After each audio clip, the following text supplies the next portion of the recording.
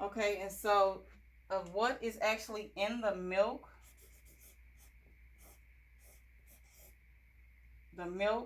is going to provide nutrients.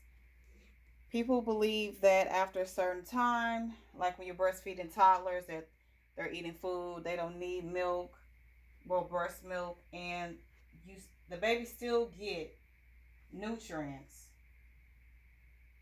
About 29% of their energy needs are met. 43% of protein, 75%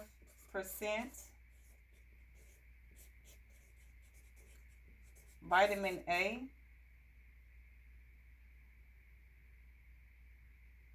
The American Academy of Pediatrics and the World Health Organization does recommend your baby for up to 2 years or older.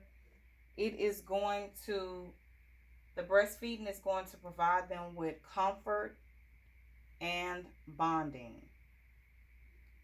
So we want to emphasize that breastfeeding is important. Now, I do have my pump here. This is just one part of it. I'm not going to put it all in, but I did want to talk about.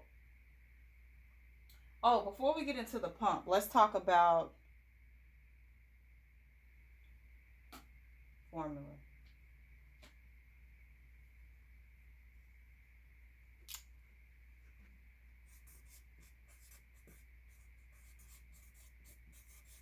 There have been several recalls linked to formula. A lot of babies have gotten sick, and there have been many deaths associated with giving your baby formula because of the germs and the bacteria. It's from germs and the bacteria. So, no baby goes back to where they came from when you do this. But some babies go back to where they came from when you give them this. So it's not a question. It's not a question. No, we're not doing both. We're only doing this. When we decide to wean, when we wean, we go to transition foods. But no, we're not doing this. If you can't do this, there's a lot of people who have breast milk in their freezers. We got to reach out to them. There's people who sell breast milk. There's natural ways to create your own formula, but the stuff that's in the stores have recalls, and they have this, and it causes different problems with your baby. So we want to make sure that we breastfeed as long as possible, 1 year minimum. But hey, I'm all with the extended breastfeeding. So breastfeeding toddlers is still beneficial. So let's go on to pumping. Those people who have to go back to work and they can't bring their babies with them. They have to pump. So you want to make sure you clean your pump. There's manual pumps and electric.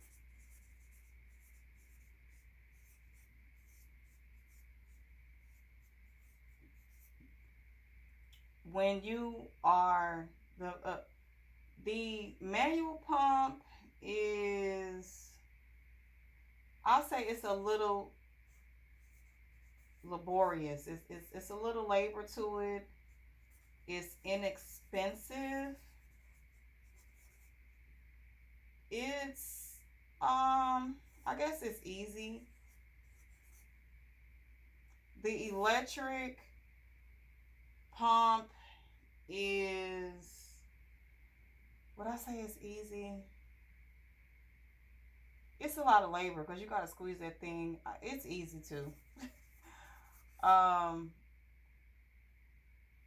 yeah, it's easier. So anyway, you want to make sure you wash the parts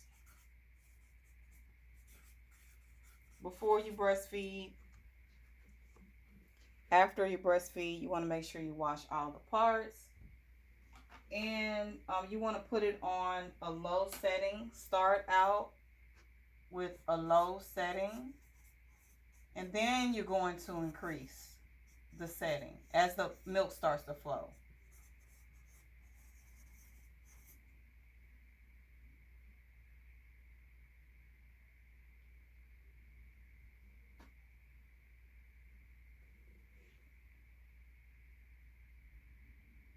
So this is how you want it should be looking. Everybody nipples looks different.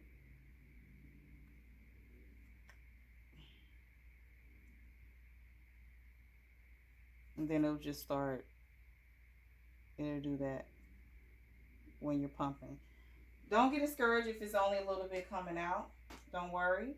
Everybody, your baby needs different amounts of milk at different times.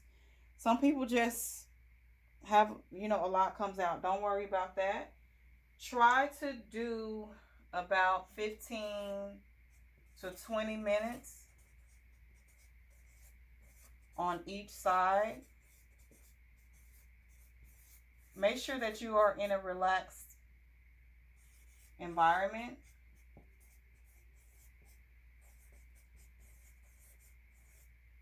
You might want to hand express.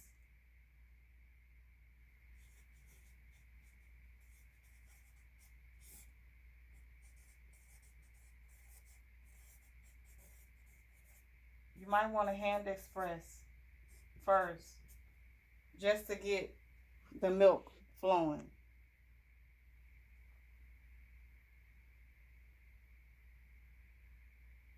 So when you are storing your milk, when you do, if you have like bags or bottles, whichever one you're going to use, leave an inch of space.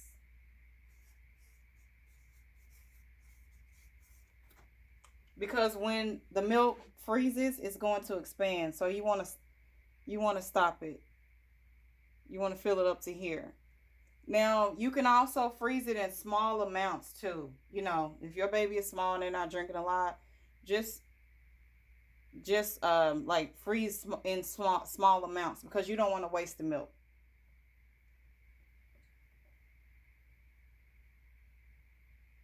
Store in the plastic bags that's intended for breastfeeding. Now, you can store freshly pumped milk. You can keep it in room temperature, which is going to be about 77 degrees, or cooler, for 4 hours.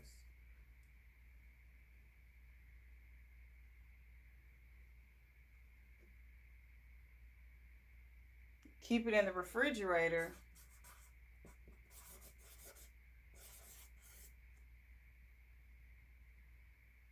up to 4 days.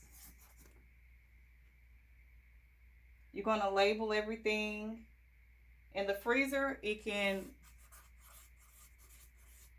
stay up to 6 months, maybe 1 year. I'll say if you have a deep freezer. And you definitely want to put these things in the back of the refrigerator and the freezer where